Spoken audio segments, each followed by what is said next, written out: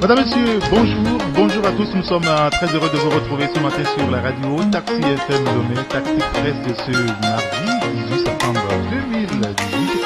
C'est avec Fioklou Adanglenou, le patron du journal L'Enquêteur, Joël Lega, le patron du journal Fraternité, Ambroise Pondio conduit le journal des Guardians et Acha Ibrahim, le patron du journal Les Temps Nouveaux. Nous reviendrons sur la politique. Vous comprendrez que nous poserons une question liée donc à la médiation de la CEDEAO, échec de la CEDEAO dans la résolution de la crise togolaise. Je poserai la question à mes confrères en studio. Nous reviendrons également sur l'annonce faite hier par la Commission électorale nationale indépendante sur des nouvelles élections avant même les législatives du 20 décembre prochain. Il s'agit des locales et du référendum. Ce sera le 16 décembre. Donc, on parlera ici de la corruption. Avec tout cela, vous aurez l'occasion de réagir également sur ce débat vers la fin de l'émission aux alentours de 12h20. Taxi FM, la radio géniale. Retour en studio avec mes confrères. Bonjour Acha Ibrahim. Bonjour Eric et bonjour à tous ceux qui nous suivent en ce moment, bonjour aux passagers et coucou à tous les grands citoyens de la plateforme Taxi Presse. Merci de nous avoir rejoints. Bonjour Ambroise Pondio, la prophétie est toujours en cours, j'imagine. Oui, la prophétie suit son cours, même si de par endroit vous remarquez que même quand les visionnaires, ceux-là qui ont des visions, qui vont dire autre chose à ceux qui sont au pouvoir, personne n'arrête la prophétie de Dieu. Donc la prophétie suit son cours et tout ce qui a commencé a toujours une fin. Bonjour Ambroise. Moi je maintiens ça. Bonjour aux éditeurs donc et aux auditeurs de Radio Taxi FM. Bonjour Fioklou Adanglenou. Bonjour, bonjour Eric, bonjour à mes confrères en studio, bonjour aux éditrices et aux éditeurs de Taxi FM. Joël Lega, bonjour. Bonjour mon frère. Bonjour à tous ceux qui sont au rendez-vous de la taxi. Vous allez bien? Oui, je vais bien. Je dirais je vais bien. On va aller droit au but avec cette annonce hier de la Commission électorale nationale indépendante. En dehors des législatives dont on avait une date pour certains indicative, pour d'autres précises, le 20 décembre. C'est une annonce hier qu'il y aura les locales le 16 décembre. Au même jour, il y aura le référendum.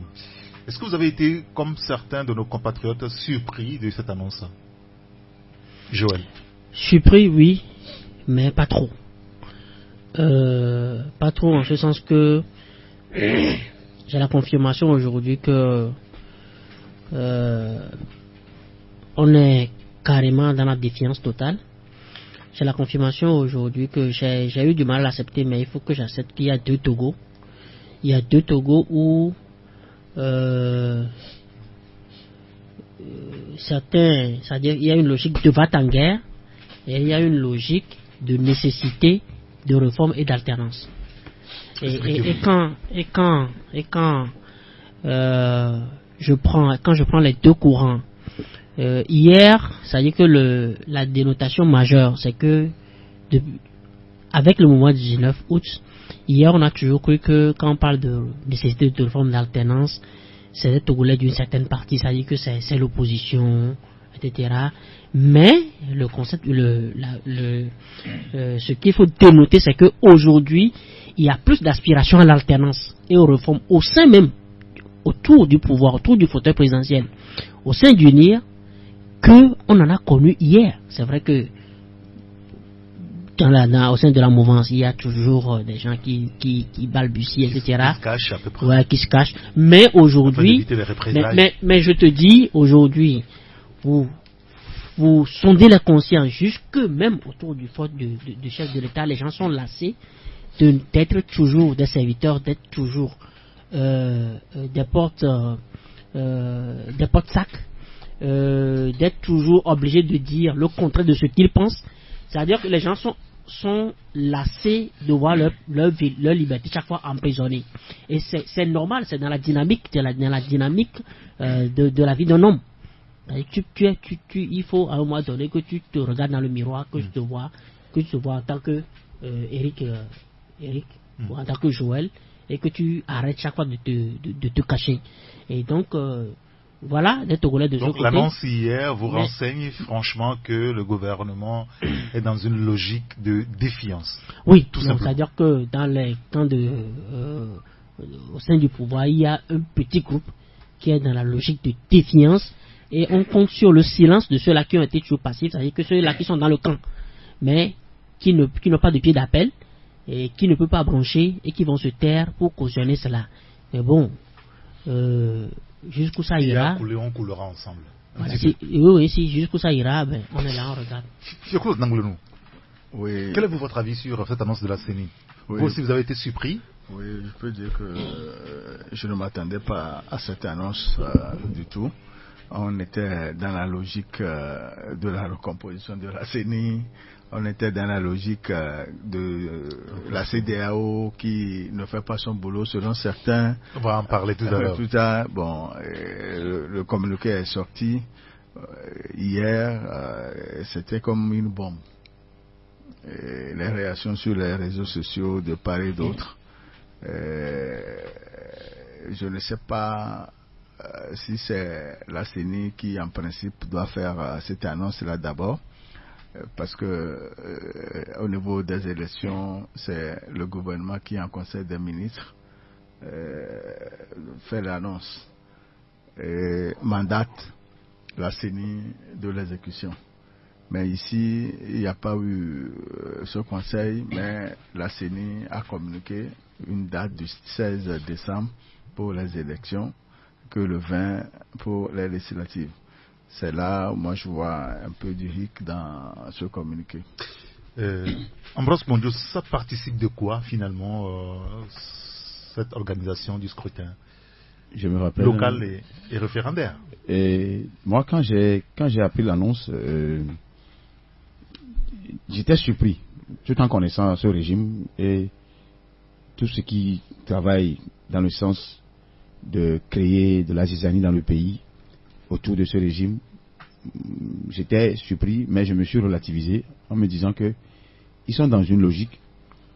Mais ce qui est à craindre dans tout ce scénario, ce cinéma, c'est le fait qu'un professeur d'université soit laissé manipuler comme ça au point être devant d'une scène. Ça veut dire que si ça capote demain, l'entière responsabilité lui reviendra d'abord. Peut-être ça, il ignore. Si le Togo rentre dans le feu, comme Chao l'avait dit, ou si le Togo capote, parce qu'il y a des jusqu'au-boutistes qui veulent coûte que coûte aller à des élections sans consensus, sans voir les autres composantes de la nation, ce monsieur-là serait le premier responsable. Ça, c'est un. De deux, je crois que le mobile cherché ou voulu dans cette course effrénée comme un lion qui cherche à attraper une biche, c'est d'abord de mettre la C14 devant et la CEDEAO devant le fait accompli. Peut-être qu'il y a une complicité entre certains experts ou certains éléments de la CEDEAO. Il y a des doutes qui commencent par s'installer quand même. Hein, absolument. Dans le travail que fait la CEDEAO. On va en parler tout à l'heure. Venir d'abord par rapport à la CEDEAO. Maintenant, j'ai aussi comme l'impression que l'on est en train de vouloir disloquer la C14 en lançant des dates comme ça dans le vide, sans que le gouvernement ne dise au peuple à qui il prétend gouverner, que maintenant nous sommes prêts, nous avons de l'argent, tous les éléments sont prêts pour aller au gouvernement, nous donnons notre quitus maintenant à la CENI de pouvoir enclencher le processus. Semble-t-il que peut-être cette CENI serait indépendante.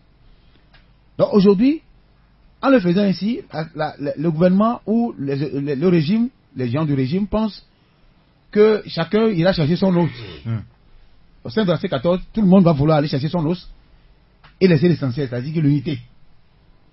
Ah, les amis, il y a des élections qui arrivent, législatives, locales. Il faudrait que j'aille chercher, nous aussi, on aille chercher nos éléments pour ne pas être surpris. Sauf que cette dernière n'est pas dans cette logique-là. Au départ, il y avait des erreurs. Les gens ont dit, sans les réformes, il n'y aura pas d'élection. Maintenant, il semble que la leçon est comprise. Je ne vois aucun élément de la C14 courir derrière une élection qui n'aura pas de sens. Donc, oui, ainsi. Donc, c'est fait à dessein par le pouvoir. Oui. Pour diviser encore l'opposition. Puisqu'ils ont tout fait pour diviser la coalition, ils n'arrivent pas. Ils ont tenté de corrompre les gens, ils n'arrivent pas. Ils ont étouffé des masses, ils n'arrivent pas. Ils ont même cherché à disloquer le reliquat de Tipi Atadam qui se trouve ici à Lomé. Ils semblent aussi, ils ont échoué. Donc le dernier rempart... Ce n'est pas qui semble. Est-ce que c'est disloqué? Non. Donc, ça veut dire justement, donc le dernier rempart, c'était encore chercher à jeter... Au départ, c'était les os de la biche. Maintenant, c'est les os de la bonne viande là qu'ils ont largué pour voir si les gens viennent chercher. C'est faux. Acha Ibrahim, quelle est votre appréciation de cette énième initiative de la CENI? Et comme le confrère L'éveil de la Nation l'a écrit ce matin, eh bien, le train de la CENI, visiblement, en tout cas, s'éloigne déjà. Hein? Bon, il faut dire tout simplement que la CENI veut d'abord impressionner, veut montrer que bien qu'ils ne soient pas au nombre, le quorum a atteint et qu'ils sont en train de travailler et qu'ils sont capables et qui se retrouvent aujourd'hui à la CENI d'organiser les élections comme recommandé par la feuille de route de la CEDEAO et comme l'État togolais l'a toujours souhaité, surtout avec les réformes et éventuellement avec les élections locales qui tardent vraiment à voir le jour dans le pays. Donc la CENI annonce ses intentions pour dire que nous sommes capables de le faire et il revient maintenant au gouvernement de voir si matériellement et techniquement cela peut se réaliser. Vous savez qu'une chose est d'avoir des idées, l'autre est d'avoir les éléments pour pouvoir concrétiser cette idée. Donc aujourd'hui c'est l'annonce. Moi je prends ça sous forme d'annonce au niveau de la CENI. Il reste maintenant que le gouvernement mette les moyens en place, mettre à disposition tout ce qu'il faut, les ressources humaines, financières et tout ça là pour pouvoir concrétiser cela. Mais connaissant ce gouvernement qui a toujours brillé par l'indécision, les hésitations, les rétropédalages, je doute fort que ce que la CENI a annoncé puisse se réaliser, parce que je pars sur des faits. Depuis 2012, on nous disait qu'il faut aller aux élections locales. Non, législatives d'abord, avant de faire les locales. Nous sommes allés aux élections législatives en 2013. Au début, on avait dit même, on parlait d'élections couplées, tout à fait. Il y a eu des dates qui ont été annoncées et finalement, ça n'a pas eu lieu. Il y a eu même des dates qui ont été annoncées pour la tenue de ces locales, mais ça n'a pas eu lieu. Et en 2015, on nous disait qu'il fallait aller aux réformes et qu'après les réformes, on va aller à la présidentielle. Après, on est allé à la présidentielle, on nous a dit qu'après, maintenant, il y a une initiative pour aller vers les réformes. Ça n'a jamais eu lieu. Il y a des initiatives qui ont été annoncées pour se tenir dans le pays. Ça n'a jamais tenu. Le gouvernement a pris des décisions. Donc, un gouvernement qui a habitué les gens au forum de la jeunesse, les hésitations, c'est toujours dans les placards. Aujourd'hui, ça n'a pas réalisé. Que la CENI a annoncé, puis peut vraiment se réaliser. Alors, donc, finalement, maintenant, au-delà annonce les élections? En principe, c'est Est-ce que c'est le gouvernement ou c'est la CENI? La CENI, c'est l'organisation des élections. Le gouvernement donne tout ce qu'il faut, c'est-à-dire que les finances et tout ça là. Et même si la CENI compte sur la CEDEAO, la CENI n'a pas pour interface directe la CEDEAO. C'est le gouvernement qui a pour interface la CEDEAO. Et donc la CENI doit plutôt solliciter des apports au niveau du gouvernement. Le gouvernement va le répercuter au niveau de la CEDEAO et avoir tout ce qu'il faut maintenant et mettre à disposition de la CENI. Mais aujourd'hui, on peut faire l'analyse. Voilà, on peut faire l'analyse selon laquelle le gouvernement n'a rien dit par rapport aux élections. Jusqu'à preuve de contraire, le gouvernement n'a rien dit. Qui annonce selon ses potentialités. Est-ce que ça ne pose pas de problème? Non, justement, la CENI dit que c'est pour faire croire à tous ceux qui pensent que la CENI n'est pas au complet, la CENI ne peut rien faire, que eux, malgré leur nombre réduit, ils peuvent vraiment organiser des élections, ils peuvent aussi tenir dans le calendrier comme le souhaite la feuille de route. Mais au-delà de tout, ce que nous devons savoir, c'est que qu'est-ce que nous sommes en train de faire pour ce pays?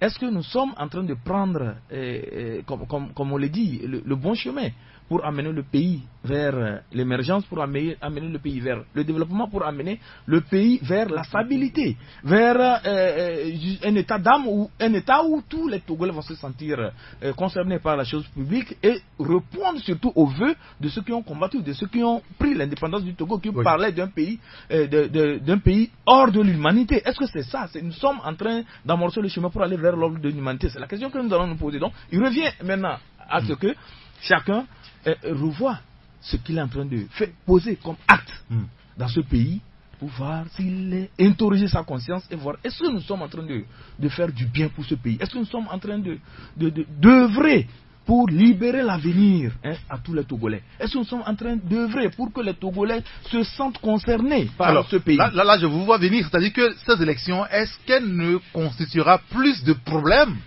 que de régler les problèmes finalement? Bien évidemment, voilà l'interrogation. Et outre cela aussi, il faudrait aussi qu'on se dise que même si le gouvernement estime que c'est de ses prérogatives de tout faire pour qu'il y ait les réformes, parce que dans la sous-région c'est trop clair, on dit le Togo ça ne va pas en matière de réforme. C'est le haut gouvernement d'implémenter, de prendre plutôt la décision de faire le pas et d'amener le mouvement vers la réalisation de ces réformes. Il y a aussi les élections locales qui durent depuis, nous crions parce que ça ne va pas. C'est au gouvernement de prendre cette décision, d'avoir cette volonté d'amener vers ces élections.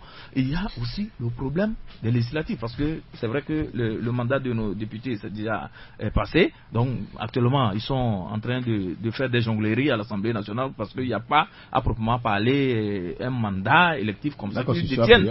Oui, là, je ne refuse pas, mais j'ai dit ils ont dépassé leur mandat réglementaire. Bien sûr. Ce que les populations leur ont remis comme mandat, c'est déjà dépassé. Maintenant ils sont dans la jonglerie, même si la Constitution a prévu ça, c'est de la jonglerie, il faut le dire. La Constitution n'a pas prévu ça, la Constitution a dit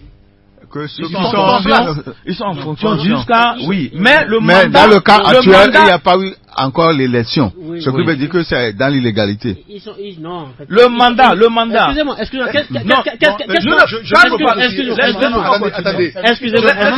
Attendez. Je nous propose ceci. Nous allons observer une pause publicitaire. On se retrouve dans moins de 2 minutes pour poursuivre ce débat.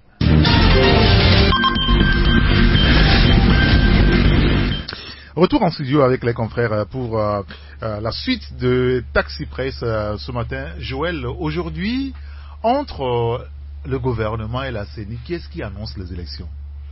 Non mais attends. Parce qu'on parle aussi du référendum. Le référendum portera sur quoi? Oui, mais attends, qui est comment l'appelle-t-on?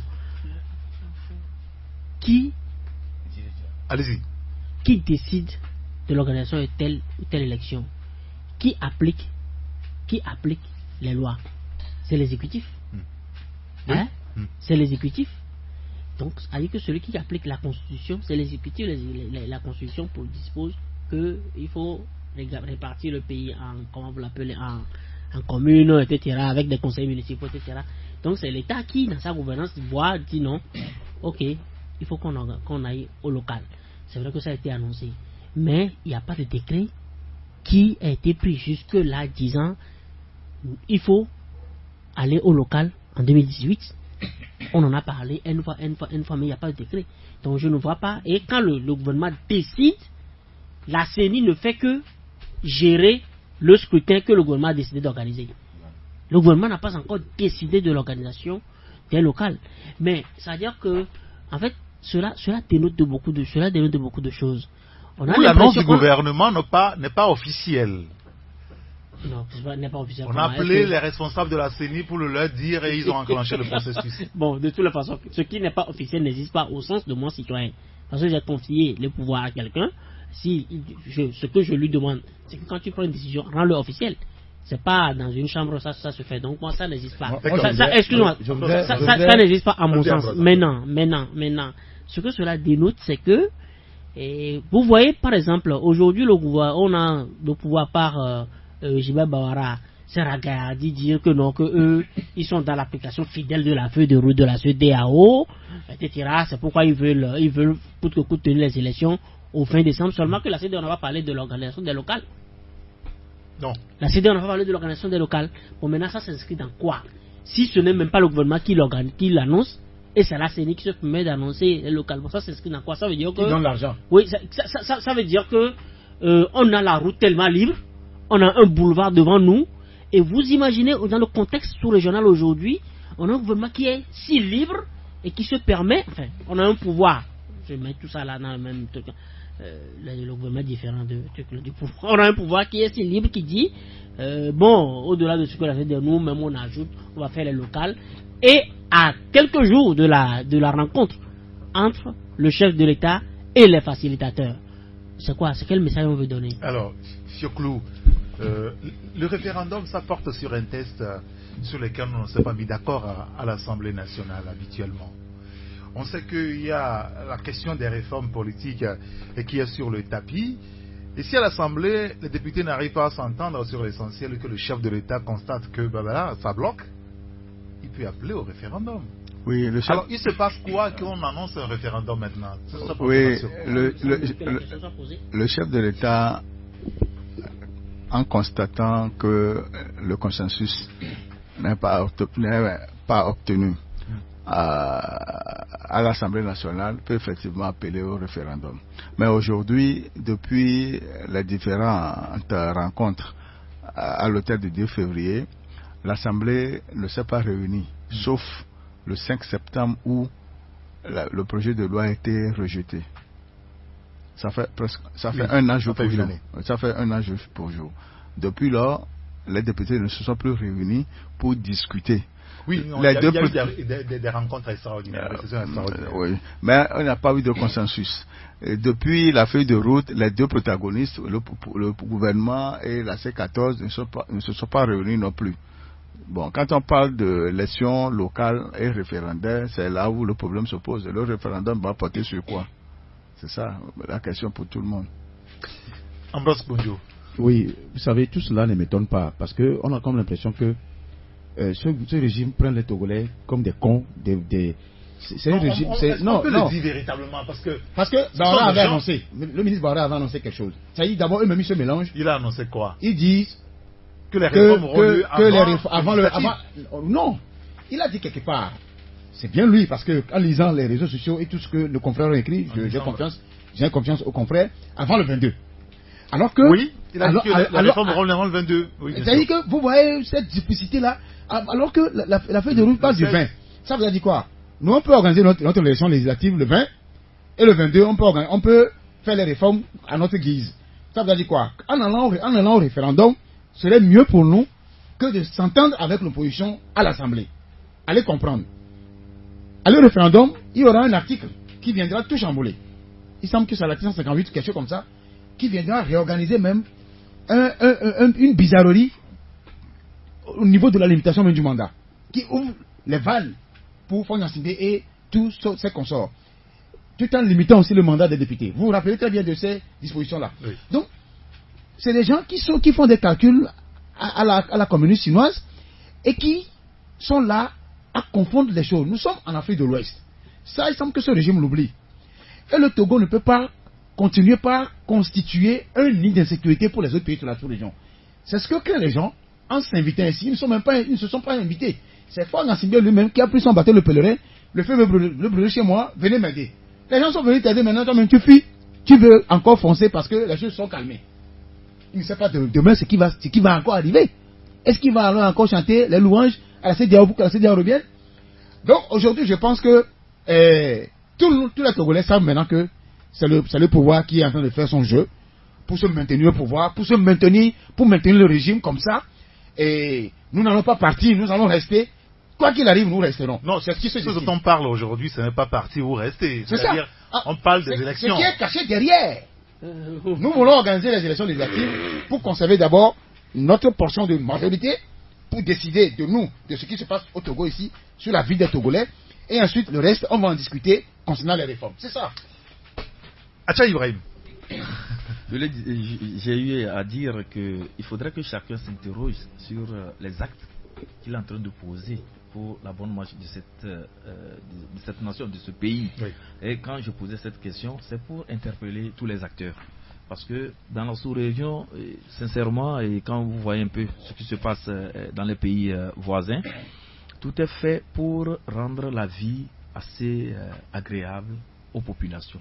Tout est fait pour que les populations aillent vers une certaine fraternité, une certaine cohésion pour ensemble hisser leur pays parmi les pays émergents, parmi les pays qui doivent répondre au rendez-vous du progrès bientôt en 2030. Parce que quand vous voyez un peu tout ce qui se passe, chacun veut que son pays réponde au rendez-vous du progrès. Mais au Togo, j'ai l'impression, c'est l'impression que ça me donne, c'est que chacun est en train d'œuvrer pour son petit intérêt. Chacun lutte pour que ce soit lui qui ait la suprématie sur les autres, et chacun, tous les actes que chacun est en train de poser, vous voyez là un intérêt assez particulier qui se dessine. Et ça, c'est très grave pour l'avenir. Nous le disons parce que quand vous voyez un peu ce qui se passe dans le monde, les gens tendent vers un fédéralisme. Les gens ne travaillent plus de façon isolée, les gens ne voient plus seulement leur intérêt, comment ma maison sera dans telle année, mais les gens voient comment notre société sera. Et c'est là on devient plus fort. Donc travailler pour la cohésion. Travailler pour la cohésion, travailler pour l'ensemble. Et ne mettez pas votre personne au centre de tout ce que vous êtes en train de faire. Ça devient égoïste, ça devient beaucoup plus... Il y a un mot assez illustratif là qui m'échappe. Je vais te prêter les mots. Merci beaucoup. C'est grincheux, c'est obstru. c'est petit. Là, vous allez trop loin. Non, en fait, justement, ça ne mène pas loin. C'est-à-dire qu'il faut faire un effort pour vraiment sortir le Togo de l'ordinaire. Nous sommes tous conscients que nous sommes en crise. Et que si nous ne savons pas faire, nous nous enlisons. Donc faisons un effort pour sortir. À la lieu où vont les choses, est-ce qu'on n'est pas justement en train d'aller vers ça? Non, bien sûr. Rendre compliqué encore la situation. Bien sûr, parce que actuellement tout ce qui se fait.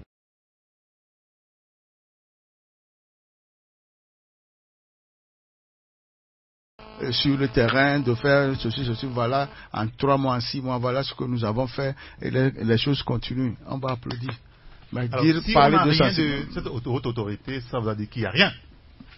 Eric, j'avais déjà dit une chose, et tu m'avais dit qu'on devait revenir sur ça. Oui, bien sûr. Je Vous, pense c'est que les membres même qui vous posent problème. Ils sont déjà corrompus. Non.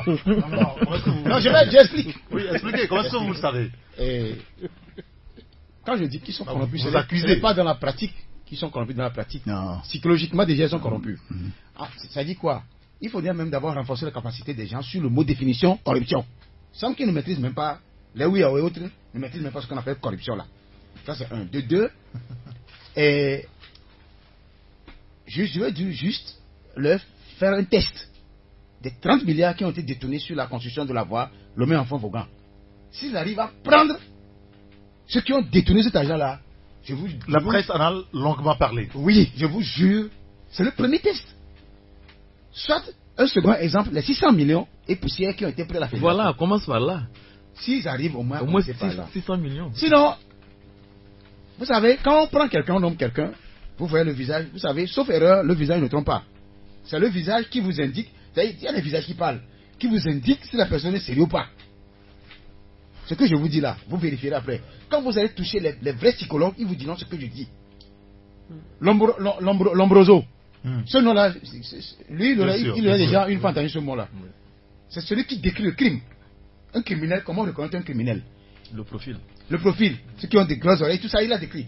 Mais les gens balaient de revers. Mais je vous dis, quand on nomme quelqu'un, vous voyez, vous voulez voir s'il est sérieux, regardez bien le fond de son visage pour voir celui-là s'il est sérieux. Est-ce que vous connaissez ça? Est-ce que M. Uyao est sérieux? Il n'est pas le seul. Je ne vais pas aller seul. Il y a le CENI, il y a tout. Ils sont pleins dans ce Donc pays. ils ne sont pas sérieux tous. Moi, je ne le prends pas au sérieux. Ils ne sont pas sérieux. Donc, c'est pour vous dire quand même que Uyao et ses amis n'ont qu'à laisser cesser le folklore et vider le plancher. Alors, je posais la Quand on question vous donne aux une mission, ici, vous pensez que vous ne pouvez pas le faire. Faut pas venir à la télé. Une télé que les Chinois, les Japonais, tout le monde dans le monde entier voit. Vous venez raconter votre vie. Il faut qu'ils sentent ça. Parce que pour moi, il ne faut pas qu'ils viennent tromper le peuple togolais. Ceux qui les ont placés là. Il y a des gens qui ont plus de 10 maisons à Lomé. J'ai une amie qui a souvent l'habitude de me dire, Ambroise, on paie combien de gens fonctionnaires au Togo? Les gens sont à 200 000, au plus 250 000 pour les premiers autres. Quand il m'a fait le calcul, par mois, les dépenses que les gens font pour la santé, la nourriture, tout ça là, sont des fois, comme ils ont trouvé l'argent pour construire des maisons. Et acheter des appartements. Acheter des appartements. En Europe. Tout ça là, c'est des voleurs. Elle me dit, si elle fait bien les calculs, mathématiquement, ça veut dire que 90% de ceux qui ont fait les constructions, ils ont eu à frauder quelque part pour trouver de l'argent. Et vous allez vérifier ça. C'est pour vous dire que M. Uyao ne peut pas faire ce travail. Soit, ils n'ont qu'à laisser les gens continuer pas piller, quand je finit par piller tout ce qu'il y a, Alors, le phosphate, tout ça là, aujourd'hui, on évoque le cas de cette haute autorité de prévention de lutte contre la corruption, mais est-ce que le travail, une partie ou sinon le gros aussi ne revient pas à la justice? Le parquet qui peut s'auto-saisir dans bien de dossiers, mais qui ne le fait pas. Oui, mais... Comme au Bénin. Oui, justement, le parquet peut surtout, vous savez, il n'est plus à démontrer que notre justice est ce qu'elle est. Même les premiers... C'est quoi notre justice? Qu'est-ce qu'elle est, notre justice? Est-ce que notre justice est aujourd'hui solide? Est-ce qu'elle est un modèle? Il faut qu'elle soit solide. Oui, mais justement, on dit, c'est maintenant on travaille à cela. Après avoir consommé les 4,5 milliards de l'Union européenne pour sa modernisation, qui n'a abouti qu'à l'érection des bâtiments. Dresser les pavés là-bas. De nouveaux bâtiments. Le juge Gamato lui-même reconnaît qu'il faut mener une lutte plus accrue, plus âpre contre la corruption.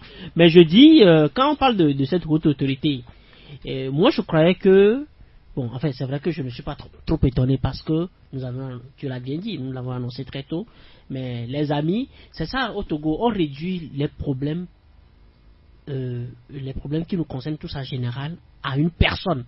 Parce que j'ai été étonné par cette autorité-là qui m'a appelé quand on a critiqué déjà les propos de Essorana.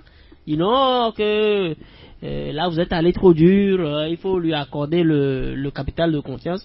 Mais aujourd'hui on dira que nous sommes un prophète, nous étions prophètes et nous sommes toujours prophètes. Mais moi je m'étais attendu à ce que au moins cette haute autorité suive les pas qu'a commencé par annoncer la Cour des comptes aujourd'hui, et qui, ces rapports sont plus proches. On n'a plus des rapports sur des exercices passés il y a de cela 5 ans. Haute autorité, on peut s'en saisir déjà. Des rapports, on peut s'en saisir. On peut s'en saisir. Vous voyez, par exemple, c'est la haute autorité, c'est la Cour des comptes qui nous met à lumière l'anomalie qu'il y a dans le contrat, par exemple, le contrat contour global, et que qui pèse sur le coût de la société. Et jusqu'ici, voilà un travail qui se fait, c'est-à-dire que c'est pas encore ce qu'on attend, mais on sent qu'il y a quand même une certaine volonté. Mais ici, dans le cas de la haute autorité, et non seulement il n'y a pas de volonté, mais on se demande s'il y a vraiment même la compétence pour faire le travail qu'on demande. Non, s'ils ne sont pas compétents, on peut pas les nommer. Non, attendez, le chef de l'État ne peut pas se tromper de cette manière. Non, qu'on nous prouve qu'il y a la compétence. Comment il ne peut pas se tromper? Non, comment ne pas se tromper? Comment ne pas se tromper? Le chef de l'État nous a montré. Le chef de l'État nous a montré. Le chef de l'État nous a montré une fois qu'il aime se tromper, qu'il s'agit de se tromper. Il trompe toujours d'ailleurs. Il aime montrer qui s'est trompé. Il nous a toujours montré ça. Et maintenant, moi, je me dis, si la haute autorité ne peut pas faire le minimum de ce que la Cour des comptes a commencé par faire, et bon, qu'ils restent là où ils sont, on sait qu'il n'y a pas une haute autorité. C'est une bataille perdue. Et puis on passe. Non, pas une bataille perdue, parce qu'il y aura un recadrage, puisque vous savez que quand on parle de la lutte contre la corruption, le chef de l'État, M. Faure Gnassingbé, a pris cela à bras le cœur. Et vous avez vu lors de la mise en place même, le décret même qui a sanctionné la mise en place même de cette haute autorité, la mission assignée à cette haute autorité était assez claire, c'était pour vraiment prendre le taureau par les cornes. Et donc si à un moment donné les choses traînent au niveau de cette autorité de lutte contre la corruption, je pense que le chef de l'État n'hésitera pas à recadrer, et s'il y a lieu de recadrer, à recadrer les gens là et éventuellement peser de tout son pouvoir pour que les dossiers soient accessibles à ces messieurs. Vous savez, au Nigeria par exemple, dans la lutte contre la corruption, M. Buhari n'est pas allé de même rôle.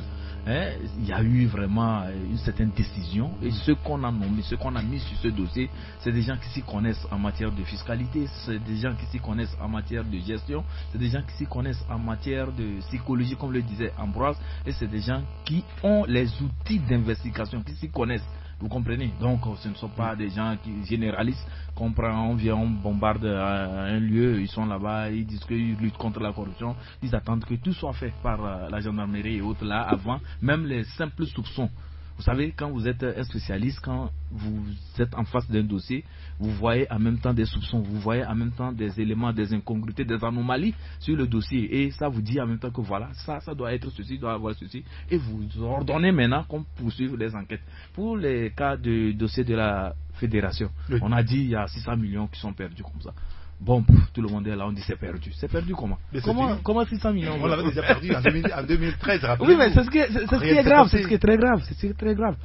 Le cas de la route de Vaughan, on dit qu'on a débloqué les sous, près de 26 milliards. On dit l'entreprise a utilisé ça pour s'acheter du matériel. On a dit ça et tout le monde était fier que l'entreprise a utilisé ça pour acheter du matériel.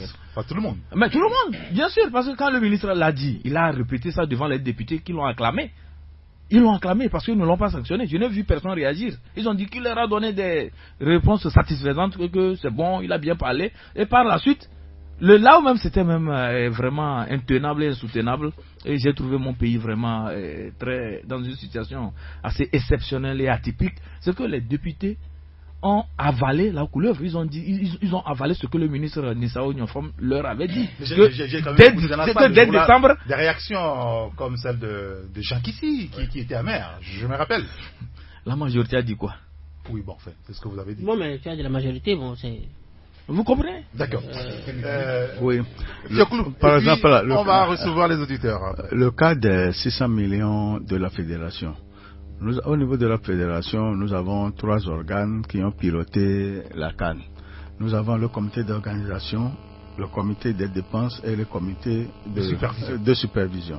Ce qui veut dire qu'à sa tête, il y a un ordonnateur des dépenses et un exécutant. Celui qui a ordonné, le ministre, celui qui a exécuté, les deux là sont là, ils ne sont pas inquiétés. Et on dit que 600 millions sont perdus. Si on te donne 25 000, gère ça pour ceci, et que tu dis que les 25 000 sont terminés, tu as dépensé, qu'il ne reste plus rien. La fiche de dépenses, ce que tu as utilisé pour faire tête, tu fais l'addition et tu trouves 25 000. Mais ça n'a pas été le cas. L'ordonnateur et l'exécutant sont là et jusqu'à présent on ne nous a rien dit. Sauf qu'on ne sait pas si dans les couloirs ou bien dans les coulisses on est sur cette enquête. C'est ce que je peux dire. Très bien. On va maintenant recevoir les appels des auditeurs. Nous avons une dizaine de minutes consacrées à ces auditeurs. Le 93 96 99 99, c'est le numéro d'appel.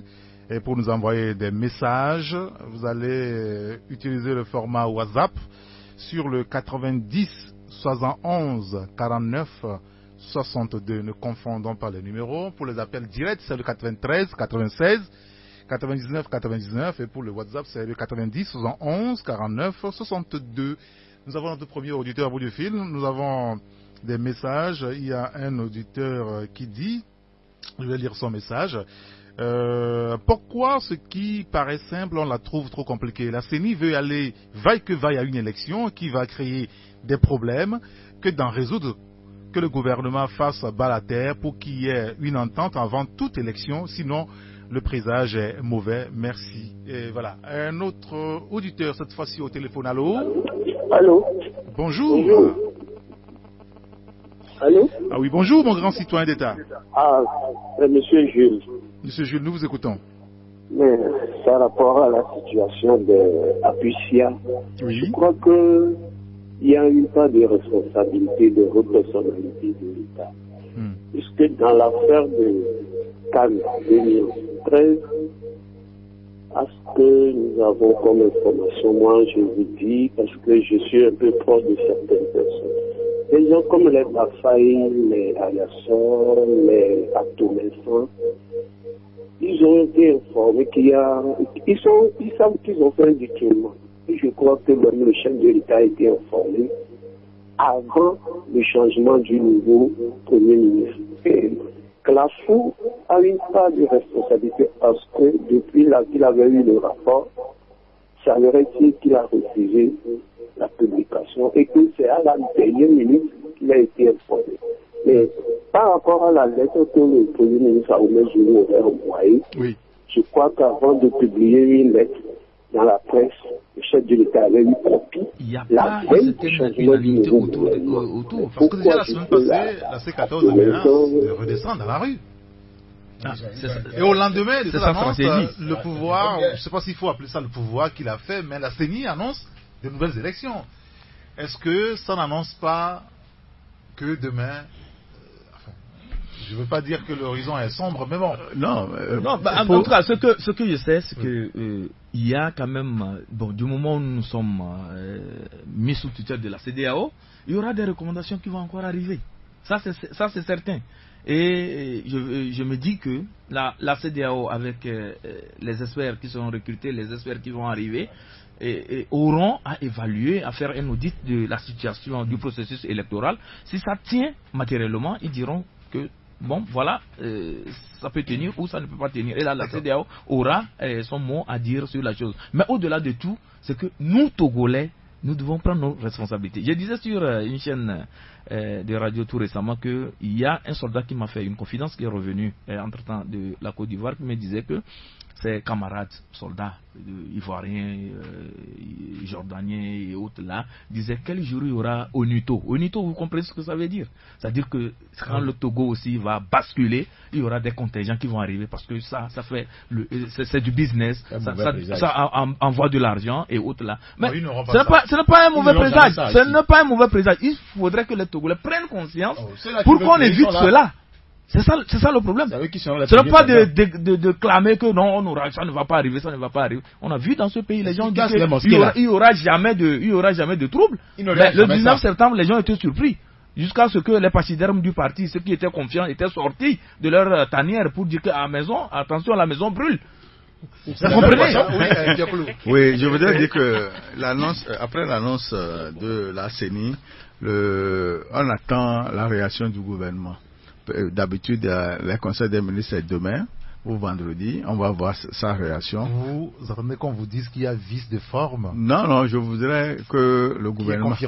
Qu'il y ait confirmation de sa part qu'il y aura bel et bien cette élection.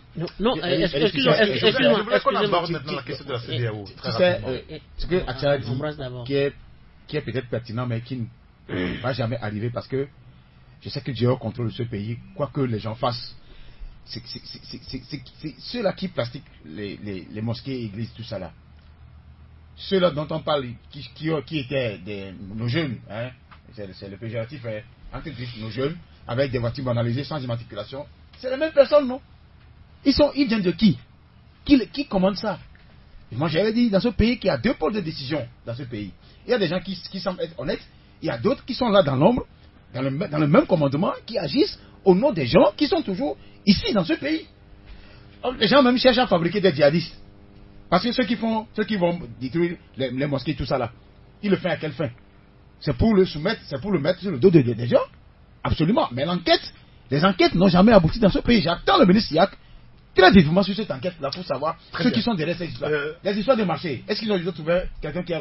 Ceux qui ont pris les 3 milliards ou les quelques milliards à l'aéroport, ils ont trouvé ça encore? Non, pas encore. C'est toujours en cours, Ambroise, rassurez-vous. Oui, Joël, et puis on va passer sur la question de la CEDEAO très rapidement. Non, je vais verser la question de la CEDEAO. Oui, parce que ça nous intéresse aujourd'hui. Beaucoup ont le sentiment que la médiation a du plomb dans l'aile. Est-ce qu'aujourd'hui on peut parler de l'échec de la CEDEAO dans la résolution de la crise togolaise? Non, c'est-à-dire que tout ça, prenons le tableau comme ceci. La CEDEAO ne peut jamais être impuissante de venir faire ce qu'elle trouve être une norme dans un pays membre. Est-ce qu'on est d'accord? Alors maintenant, d'où la question. Pourquoi ce silence de la CEDEAO? Maintenant, quand moi je reviens, j'ai l'impression que le gouvernement est en train de surfer sur la feuille de route, de slalomer dans la feuille de route, parce que la CEDEAO a posé justement des jalons que le gouvernement est en train de piocher. Et je précise au passage que je confonds maintenant le gouvernement à la CENI, parce que oui, il faut les confondre. Non, parce que celui qui est partie prenante à la feuille de route, c'est le gouvernement. Pourtant, le gouvernement était là quand la CENI a déclaré je reprends mes activités. C'est la CENI qui a parlé en place du gouvernement, dit je commence mes activités pour appliquer la feuille de route. Est-ce que c'est la CENI qui est partie prenante de la feuille de route? C'est le gouvernement qui est plutôt partie prenante de la feuille de route, en fait, de l'application de la feuille de route. Et donc, je dis, les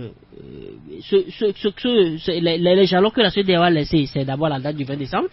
sur lequel le gouvernement surfe, et parce que c'est le gouvernement qui a, on dirait qu'on a mis ça pour les arranger. Pourquoi est-ce que ce n'est même pas une peau de banane qu'on a glissée en mettant la date du 20 décembre, parce qu'ils ils se sont rapidement accaparés de ça pour faire tout ce qu'ils veulent.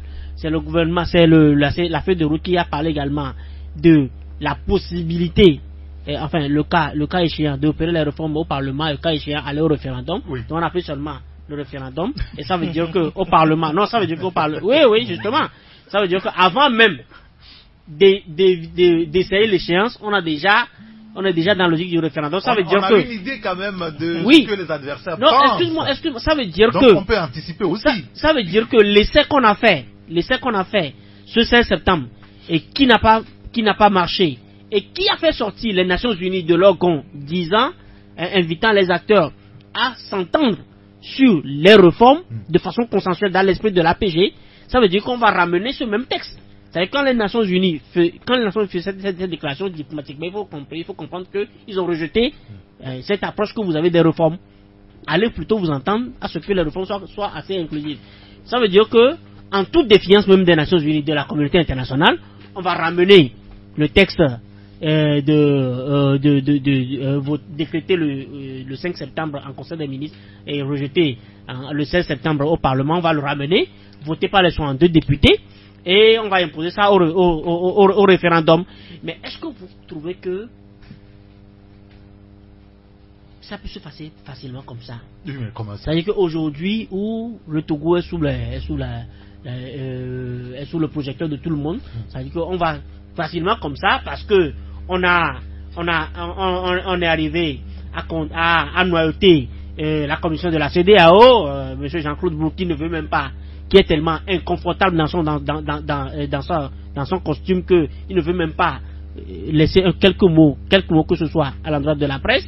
On a pris le contrôle des représentants des facilitateurs, donc on va noyauter aussi la CEDEAO, et facilement, bon... Alors aujourd'hui, Joël, pour aller vite, est-ce que la CEDEAO a été noyautée?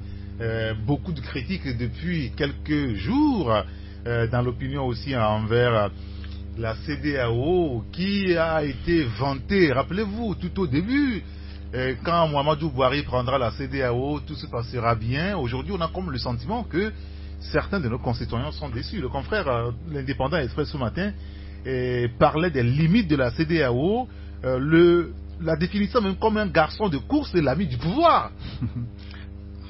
Fiaklou. Vous savez, la CEDEAO a bien sûr pris les dispositions pour régler le cas du Togo. Mais une fois sur le terrain, elle a constaté qu'il y a beaucoup de choses qui doivent être faites d'abord. Oui. Et le premier handicap, c'est que les deux protagonistes ne se parlent pas entre eux, ce qui ne leur facilite pas la tâche. Selon moi, après le 31 juillet, les deux protagonistes devaient se parler. Tel n'a pas été le cas.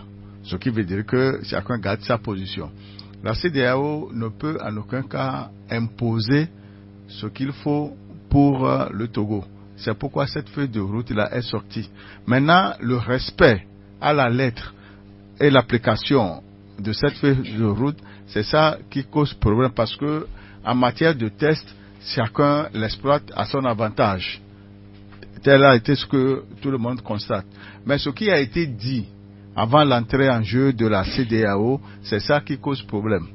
Il y avait de l'espoir, on avait surestimé que quand la CEDEAO va arriver, on va partir, on va faire ceci, mais tout ce que les gens de l'autre côté ont attendu, rien n'est arrivé. Rien n'est arrivé, ce qui veut dire que c'est là où le problème se pose, et c'est pourquoi les gens disent que la CEDEAO a ses limites. Elle est une institution régionale, et le Togo est un pays souverain, et elle ne peut pas faire quoi que ce soit dans ce pays sans l'aval du gouvernement en place. Oui, mais Acha Ibrahim, je peux ajouter sur quelque chose. le sujet. C'est le langage, hein, c'est le langage passe-partout de ministre Bawara. La souveraineté. Oui, la souveraineté, que c'est mal connaître les textes sous-régionaux, etc. Mais bon, on attend. Non, on attend jusqu'où. On attend jusqu'où. Acha Ibrahim. Il va rester dans sa tour. Non, mais il faut aussi se dire qu'il y a certains acteurs politiques qui n'ont pas tenu un bon langage, c'est-à-dire qu'ils sont allés dans la surenchère et en faisant miroiter des choses pour lesquelles ils n'avaient pas les moyens d'action. Il faut qu'on soit vraiment sincère envers nous-mêmes. On nous a dit, et la population a cru à un moment donné que Buhari, je vous disais cela en ironisant, que Buhari allait envoyer les commandos pour déloger M. Faure Gnassingbé une fois qu'il sera à la tête de la CEDEAO. Il y a eu de ces informations qui ont circulé dans la masse et la grande partie de nos concitoyens étant un peu naïfs, on pensait que c'était possible. Il y a eu aussi beaucoup de rétractions au niveau de certains acteurs politiques, c'est-à-dire qu'ils avaient dit que actuellement le mandat en cours de Faure Gnassingbé ne peut plus aller jusqu'à 2020, qu'il doit quitter immédiatement, et ils étaient vraiment très confiants que cela allait se réaliser. Ça ne s'est pas réalisé. À un moment donné, ils avaient compté sur beaucoup de paramètres pour pouvoir écourter le mandat de M. Faure Gnassingbé. Ça ne s'est pas réalisé. Il y a eu aussi des tentatives pour que M. Faure Gnassingbé ne puisse pas aussi, comment on le dit, ne puisse pas avoir les manettes, hein, ne puisse pas maîtriser toujours les manettes, ne puisse pas être au contrôle de l'État. Et finalement, les gens se sont rendus compte que jusqu'à preuve de contraire, c'est ça qui peut justifier aujourd'hui le pessimisme qu'on est en train de lire. C'est ça qui justifie le pessimisme qu'on lit dans le visage de nos compatriotes. Certains de nos compatriotes, bien évidemment, ceux qui n'étaient pas bien évidemment avisés par rapport à comment les choses marchent sur le plan international, les relations internationales. Bon, maintenant, quand nous allons un peu vers la crédibilité de la CEDEAO, c'est que la CEDEAO a pris des recommandations et c'est à la suite, comme on l'appelle, on a donné un entretien avec tous les acteurs. La CEDEAO a écouté presque tous les acteurs, les deux camps, et c'est à la suite de cela que la CEDEAO a fait une proposition pour la normalisation de la situation au Togo. Donc cette normalisation, cette feuille de route, l'implémentation doit venir d'abord des Togolais. C'est aux Togolais de faire tout pour que ces recommandations soient traduites dans les faits. Mais la CEDEAO ne viendra pas nous dire et faire les choses à notre place. Vous comprenez? Donc parler aujourd'hui de l'échec de la CEDEAO, c'est... Ce n'est pas un échec. Non, c'est aller trop vite en besogne. Ce n'est pas un échec. La CEDEAO a tracé la voie que les Togolais doivent suivre. Mais il revient maintenant aux Togolais de suivre cette voie. Mais si on attend que la CEDEAO vienne, on s'infantilise davantage, que la CEDEAO nous dise demain, voilà ce qu'il faut faire, le lendemain, voilà ce qu'il faut faire. Mais ça serait vraiment une insulte, hein, une injure à notre intelligence. C'est une injure vraiment à l'intelligence des Togolais, à tous les Togolais. Moi, je ne voudrais pas que nous soyons d'éternels bambins que la CEDEAO doit traîner, d'éternels bambins à qui la CEDEAO doit montrer ce qu'il y a lieu de faire. À profusion, les missions au Togo aussi vraiment qui me tient très à cœur, c'est que mais la CEDEAO paie. Tout le monde doit savoir. C'est la CEDEAO qui paie. Qui travaille dans les histoires d'organismes. Vous savez comment ça se fait? J'ai une fois même au Togo. Il faut que les gens le sachent. Si la CEDEAO peut multiplier, mais la commodité sur place, c'est le Togo. Ah ouais. Voilà. L'hôtel, tout ça. Voilà. Ambroise Ponjo, vous savez, sur le cas de la CEDEAO. Non, certains même sont déjà en train de qualifier ces envoyés-là comme des incapables de la CEDEAO. C'est le mot entre griffes. Certains ont déjà leurs adjectifs, des incapables, des bitosards qui sont dans les rayons juste pour leur poche. Moi, je ne suis pas encore prêt à aller sur ce terrain. Moi, mon problème aujourd'hui, c'est les deux chefs d'État-là que j'attends pour tirer mes conclusions. J'attends leurs mots. Une rencontre est annoncée avec le chef de la Togolais. Parce qu'une institution de ce rang,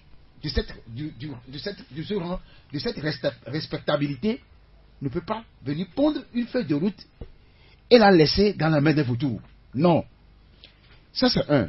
Pour répondre un peu à ce que mon ami Acha a dit, par rapport à ceux qui spéculaient au départ que Buhari viendrait avec des chars ici. Vous savez, dans un pays où tout est militarisé. Vous étiez aussi rassurant.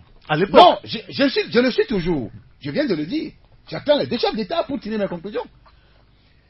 Je dis, d'ailleurs, même si la CEDEAO ne vient pas, les Togolais ont la force en main. C'est eux qui détiennent la souveraineté. Ce n'est pas Faure Gnassingbé, c'est les Togolais, d'ailleurs, dans la rue, qui ont démontré qu'ils peuvent fait partie de ces gens-là qui ne veulent pas faire des réformes.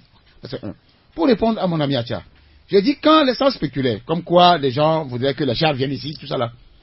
Mais quand vous êtes dans un pays militarisé, vous voulez même sortir de votre porte, de votre portail, il y a des militaires partout, et que Dieu même ne peut pas descendre, il faut toujours quelqu'un qui soit plus puissant que ceux qui sont à l'interne. Donc, l'espoir de Boiry à l'époque. Oui, c'est ce qui a conduit à l'espoir de Boiry. Et au temps de Obasanjo, Obasanjo a failli faire la même chose. Sauf que la France est intervenue dedans. On a vu ce qui s'en est suivi et la nervosité aujourd'hui de Obasanjo par rapport à ce régime. Ça, c'est un. De deux, je crois fondamentalement que la CEDEAO n'a pas encore échoué à sa mission. Les hommes sont perfectibles, je le reconnais.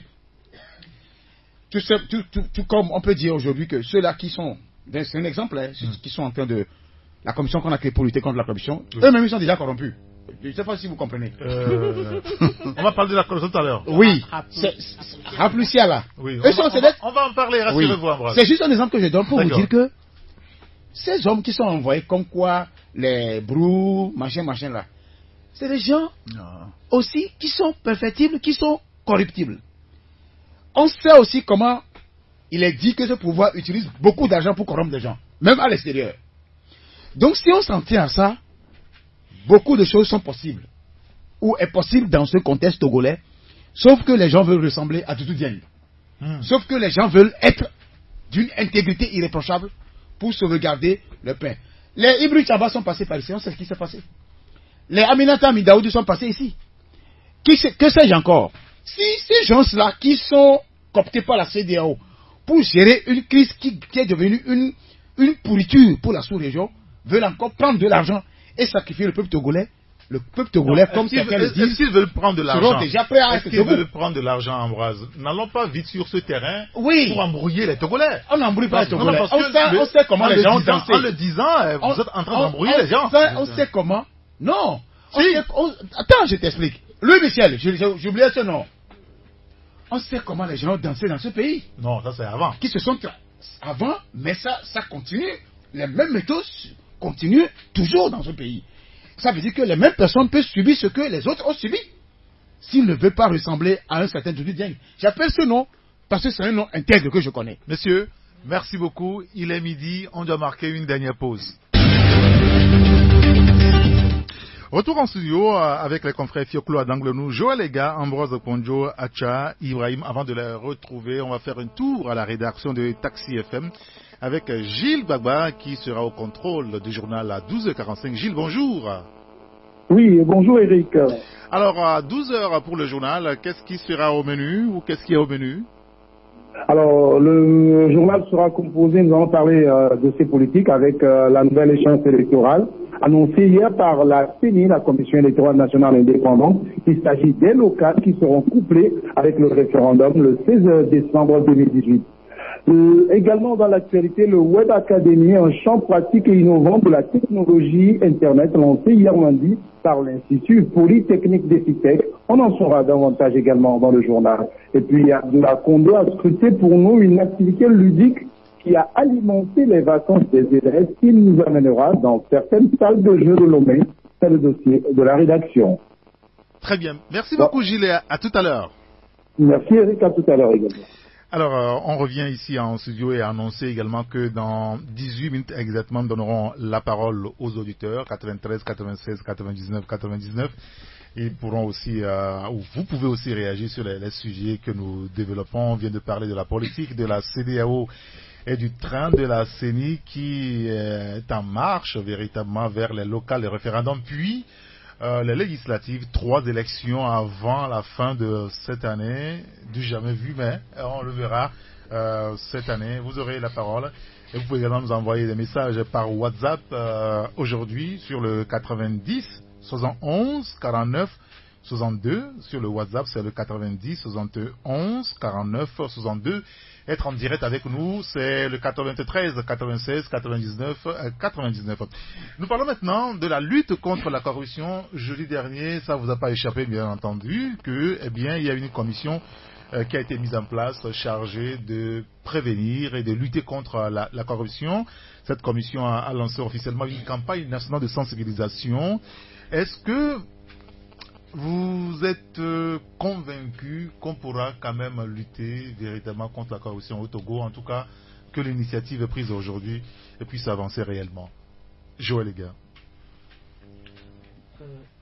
Que l'initiative puisse avancer, je crois que ce qu'on peut comptabiliser en termes d'avancement de l'initiative, c'est qu'on mette la main sur les corrompus. Donc ça, implicitement, ça veut dire que ce qui a été lancé la fois dernière, ce n'est que du folklore, c'est-à-dire c'est de la diversion. On veut sensibiliser les gens sur la corruption, etc. Mais attends, qu'est-ce qu'on attend de cette autorité? Il faut même remonter aux circonstances, c'est-à-dire à ce qui a poussé à mettre en place cette autorité. C'est une directive. Presque mondiale aujourd'hui, on a trouvé nécessaire que non. Dans chaque pays, il faut lutter contre la corruption. Et le Togo, vu les textes où l'État togolais est parti, il y avait obligation à ce qu'on mette en place cette haute autorité de lutte contre la corruption. Et on pouvait le nommer agent, etc. C'est quand on lui a donné haute autorité, ça veut dire qu'on lui donne assez de pouvoir d'agir, et ça montre l'importance que le problème occupe aujourd'hui. Parce que après la haute autorité de l'audiovisuel de la communication, c'est l'autre instance qu'on a élevé en haute autorité, qui devrait normalement atteindre une institution de la République. Et ça veut dire que ce qu'on attend de cette institution, ce n'est pas d'aller maintenant parler, expliquer aux gens. Il y a aussi le marché public. Ce que c'est que la corruption. Oui, lui, c'est une autorité. Ce n'est pas une haute autorité. D'accord.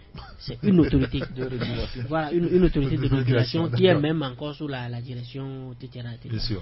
Donc, ce qu'on attend de façon tangible, c'est que cette institution-là commence par nous montrer la tête des corrompus, la tête de ceux qui ont mis par devant eux les délits publics. Mais bon, on ne fait pas ça. C'est comme il y a déjà le sujet. Oui, mais il y a déjà des sujets, il y a la presse à investiguer, il y a des éléments qui sont là. Et on nous dit même que c'est entre autres le chantier de cette autorité doit passer par la fédération, raison pour laquelle on a été braqué le siège de la fédération, entre autres. C'est-à-dire, non, ce qu'on attend, c'est que cette haute autorité nous montre, donne un visage au crime. Au crime au crime économique. Là, on a l'impression que comme il s'ennuie, on veut d'abord aller faire le tour, c'est un peu comme dans le siège de ce que la commission Awanana a fait. C'est-à-dire qu'on connaît vraiment le problème, mais on veut jouer à la diversion et la diversion se retourne contre. D'accord. Acha Ibrahim, sur la question de la corruption, c'est que vous avez l'habitude d'évoquer ce sujet qui vous tient à cœur comme tous les Togolais d'ailleurs. Est-ce que vous les sentez sincères? Je rappelle au passage que Joël Lega avait quand même réussi à avoir une déclaration du président de cette haute autorité, on en a parlé ici, où il minimisait un petit peu l'ampleur de la corruption au Togo. Bien évidemment, et ce qui se fait actuellement, mon frère Joël venait de dire que c'est pour impressionner. Moi, je dirais tout simplement que peut-être qu'on ne sait pas jusqu'à présent ce qu'on est en train de faire. Pourquoi on a été, disons, nommé pour travailler dans cette institution. Sinon, la lutte contre la corruption, ce ne sont pas des mots, ce n'est pas de la littérature. Vous avez écouté le discours du chef du gouvernement la dernière fois.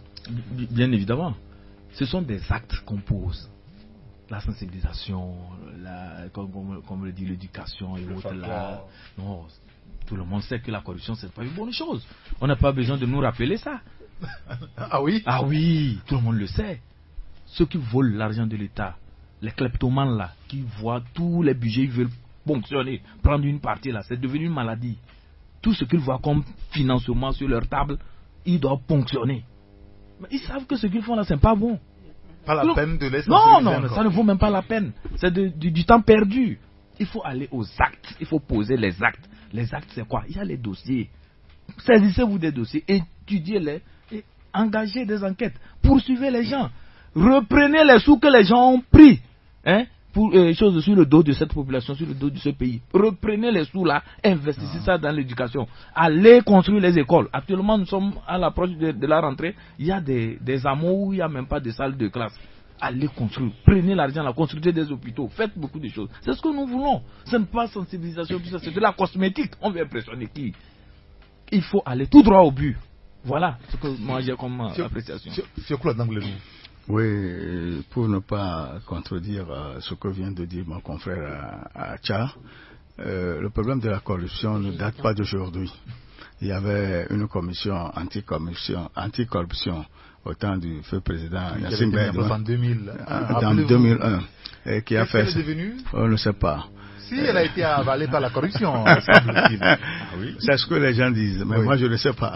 Mais aujourd'hui, quand on parle de sensibilisation pour les faits de corruption, dans le monde entier, il y a ce phénomène qui doit être combattu. Même l'ONU en a parlé. Et aujourd'hui, dire qu'on commence par sensibiliser, je ne peux pas dire que c'est une perte de temps, c'est une initiative prise, mais selon moi, elle n'est pas salutaire. Je pense que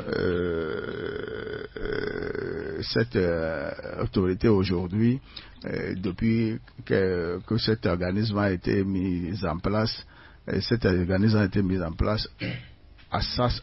pour cette sortie, il devait donner des preuves concrètes que depuis leur nomination à ce jour, ils ont fait des investigations. Voici le résultat partiel que nous avons.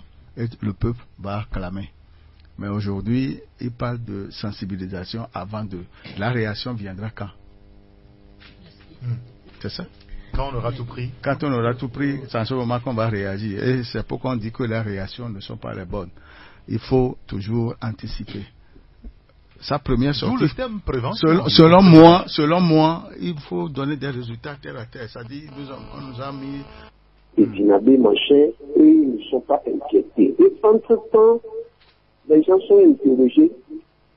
Pour l'instant, les Dinabé, et je crois qu'il y a ça, je n'en sais rien. Mais juste après l'interrogation, M. Dinabé, qui était au trésor, il est mort. Oui. On peut savoir qu'il y a quelque chose qui ne cloche pas.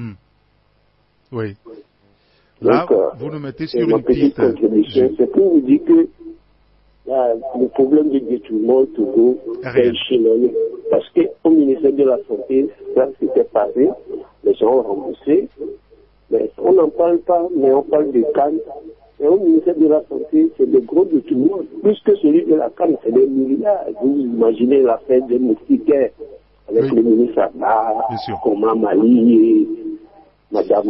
Très bien.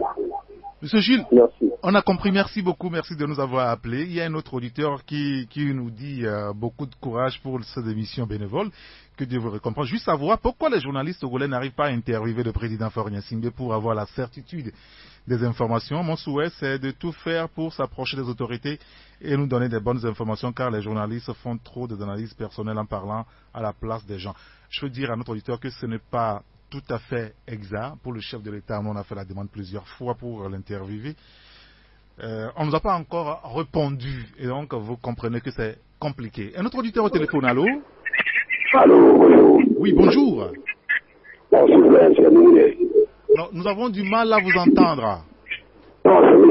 Non, on peut pas vous recevoir parce que votre voix ne nous permet pas de vous entendre distinctement. Ah, il y a un auditeur qui nous envoie un message un petit peu long, on va le lire très rapidement. Il dit: je suis vraiment inquiet de l'instrumentalisation de la CENI par le gouvernement togolais. Sur quelle base la CENI compte organiser les élections locales et de sur quoi le référendum qui devrait en principe la conséquence d'un défaut de consensus autour des réformes.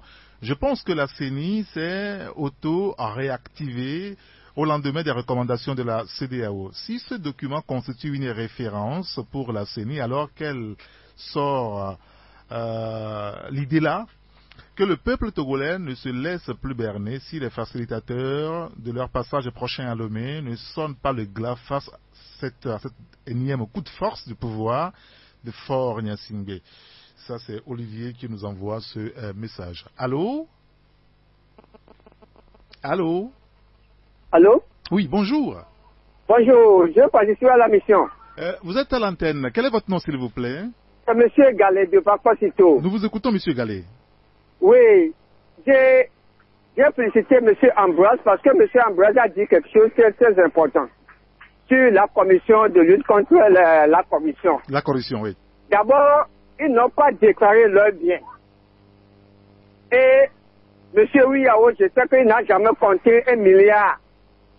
Et les gens, on l'a opté pour attraper des milliardaires. Est-ce que celui-là peut attraper les milliardaires ou bien il peut attraper les milliardaires du Togo? Alors il est déjà corrompu. On a choisi un corrompu pour attraper un corrompu. Est-ce que ça se passe? Vous le pouvez attraper? Bon, nous n'avons pas encore la certitude de la corruption dont vous parlez de M. Ouiao. Écoutez, M. Gallet, on a compris le fond de votre pensée. Merci beaucoup. Vous avez envie de dire, c'est pas que ça doit être compliqué pour quelqu'un qui n'a pas de milliards d'arrêter des milliardaires sans être corrompu, bien sûr. Alors, un autre auditeur qui nous dit, j'aimerais... Il y a un autre auditeur au téléphone? Très bien, écoutez-moi. Allô? Oui, allô? Oui, bonjour. Oui, bonjour, monsieur Eric. Oui, c'est monsieur? Oui, c'est Constant, j'appelle de Zanguera. Nous vous écoutons, Constant. Oui, je voudrais réagir sur la question de la corruption. Voyez-vous, mon cher citoyen d'État? Oui. Le problème de la corruption est lié au problème de l'alternance au pouvoir. Quand un régime fait plus de 50 ans au pouvoir, il est normal que même les corrompus ou bien les plus corrompus sont les barons du pouvoir. Donc, pour pouvoir lutter efficacement donc, contre cette corruption, il faudrait qu'il y ait une alternance au pouvoir. Nous avons vu l'exemple récemment avec l'Afrique du Sud.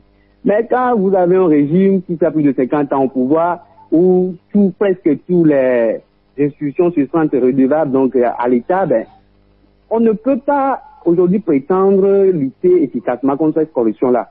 À moins qu'on veuille peut-être remercier les partisans en créant un poste pour pouvoir les enrichir davantage. Et c'est justement ça, on dit que ceux qui sont aujourd'hui nommés à ce poste-là sont juste là pour bénéficier plutôt de cette corruption-là. Ils ne sont pas là pour lutter contre cette corruption-là. Donc, il faudrait, le jour où il y aurait alternance au Togo, on pourrait maintenant parler de la lutte contre la corruption. Merci. Très bien.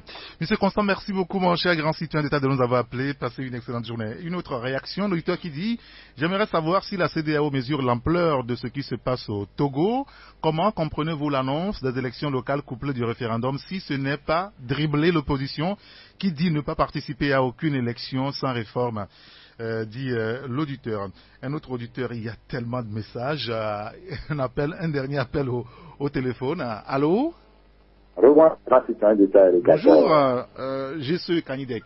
Oui. Je salue tous vos confrères là-bas. Très bien, nous vous écoutons. Il va falloir beaucoup particulier. Hein. Bon, concernant les 600 millions de la canne détournée là, bon, moi je pense que le gouvernement doit s'en prendre à lui-même. Hein. Et puisque une fois que vous êtes en train de gérer un pays et vous mettez le militantisme au service de l'administration publique, on ne peut qu'assister à tout ça là. Et dans cette situation, si le gouvernement n'a pas pris ses responsabilités pour traquer les détenteurs de ces fonds, moi je ne pense pas que avec la colère et le mécontentement de la population, je ne pense pas que le Togo peut accéder à la CAN de 2019 au Cameroun. Sincèrement. Et puisque les dieux de la population sont en colère. Merci et bonne journée. Merci beaucoup, Kanidek. Merci de nous avoir appelés. On ne recevra plus d'appels téléphoniques, mais je vais lire quand même 2-3 messages avant de donner la parole aux confrères pour clôturer. Il y a cet auditeur qui dit, pour le cas, il s'appelle Appelité, il dit, pour le cas de la CEDEAO, je pense qu'elle n'est pas derrière la coalition ni au peuple, sinon depuis le 31 passé, c'est deux facilitateurs qui devaient venir et non leurs représentants. Donc il faut que le peuple se mette encore dans la rue, sinon on sera toujours sur place, dit l'auditeur. Il y a un autre qui parle de la corruption, il dit, il s'appelle Rachad, je veux savoir une chose, pourquoi les journalistes togolais ne font pas de journalisme et font de la courtoisie partisane? Voilà, c'est ce qu'il a dit. Pour la corruption, seule l'alternance peut mettre fin à ce fléau, dit-il. Un dernier message, j'en ai au moins 108 qui vient d'arriver. Un dernier message encore, rapidement. Sur le cas de la corruption, l'auditeur dit, sur la corruption pour la route Lomé-Vaughan-Enfoin, il se susure que la route va s'arrêter au niveau de Djagblé. Est-ce que vous avez l'info? Nous demande l'auditeur. Et pour ce pays, quand on gère un pays avec du copinage, complaisance, népotisme, c'est ce à quoi ça accouche et c'est regrettable. Dit l'auditeur qui demande d'ailleurs qu'on dissoute d'ailleurs la haute autorité de lutte contre la corruption. Messieurs, merci de nous avoir fait confiance, d'avoir envoyé des messages. Ça fait 114e message, on ne peut pas lire tout ça. Un dernier tour de table, on va commencer par vous, Fioclo. Un dernier tour de table pour clôturer. Lié à tout ce sujet dont nous venons de parler. Oui, comme on l'a dit tantôt, mon frère et ami Acha a dit beaucoup de choses. Tout ce que nous devons faire dans ce pays, ça doit aller dans l'intérêt du pays. C'est-à-dire l'intérêt général et non dans l'intérêt particulier. Ce qui veut dire que nous devons poser des actes responsables qui puissent répondre effectivement à l'aspiration de la population. Très bien, merci beaucoup Fiakolo. Oui, Acha. Vous savez, quand vous suivez les protocoles, que ce soit des Nations Unies, de la CEDEAO, même de l'Union africaine de lutte contre la corruption, c'est bien dit que la corruption peut entraîner vraiment des situations assez déplorables dans le pays, parce que par le manque de devises pour pouvoir prendre en charge le quotidien des populations, pour pouvoir assurer un mieux-être aux populations, ou si ça dérape, vous savez, ça peut créer l'instabilité, ça peut créer tout ce que nous connaissons. Donc, il revient aux autorités togolaises de lutter efficacement contre ce mal, ce fléau, la corruption, de sortir des discours, d'éviter de la littérature, d'aller vers des actes concrets. Bien. Joël, les gars. Donc, ce que moi je voudrais dire, c'est que on a l'impression que l'avenir est de plus en plus inquiétant pour le Togo, parce que certains ne se veulent pas déjà à prendre encore en otage l'avenir de tout un peuple, et pendant que le désir de changement, le désir de liberté n'a jamais été autant partagé dans tous les camps. Dans tous les camps, le désir de liberté, le désir de dignité n'a jamais été autant partagé. Mais on croise les bras, on verra par quelle porte le Togo arrivera à se normaliser comme ses autres frères de la sous-région. Et comme dit cet auditeur, vraiment j'ai peur pour mon pays, le lendemain s'annonce sombre. Ambroise Ponjo. Oui, je crois que de tout ce qu'on a eu à dire dans ce débat, la conclusion que moi je tire, ça me renvoie à cette interview que Christophe Thiao a passée à la BBC. Si le Togo brûle, nous allons tous brûler avec. Je comprends que des gens sont des jusqu'au-boutistes qui font une course effrénée à tout prix pour conserver ce qu'ils ont dans la main, ne veulent lâcher aucun de leurs pouvoirs, ne serait-ce que un minimum de pouvoir pour le peuple à travers une classe politique de l'opposition qui est en face. Donc je crois que ça donne l'impression que nous fonçons droit dans le mur. Mais ma force, c'est ma foi, je l'ai toujours dit, me dit que les choses vont se précipiter d'elles-mêmes, à contrario de ce que on est en train de voir en face, c'est-à-dire ce que le pouvoir est en train de faire. Eux-mêmes, ils seront surpris. Parce que moi, je l'ai toujours dit, rien n'est éternel, et quand vous commencez une chose, sachez qu'il y a une fin. Bien sûr. Quand vous voulez foncer comme un aveugle, seul vous tirez les conséquences devant le mur. De votre chute. Oui. Messieurs, merci beaucoup. Ambroise Ponjo, le patron de l'hebdomadaire des Guardianes, Joël Lega, le patron de l'hebdomadaire Fraternité dans les kiosques demain. Très bien. Merci beaucoup à Acha Ibrahim, Tanouvo et Fioclou à Danglenou, l'enquêteur. Merci à Dia Prosper pour la mise en onde. Appelez-moi Saint-Régata. On se retrouve demain pour une nouvelle aventure sur la radio. D'ici là, portez-vous bien. Au revoir.